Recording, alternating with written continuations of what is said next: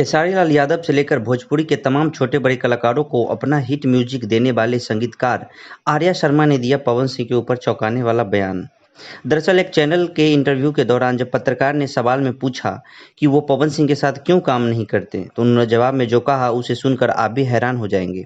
आर्या शर्मा ने कहा, पवन जी का लेवल बहुत बड़ा है, उनके गाने की तैयारी के लिए अधिक समय की आवश्यकता होती है जो कि नहीं मिल पाता है।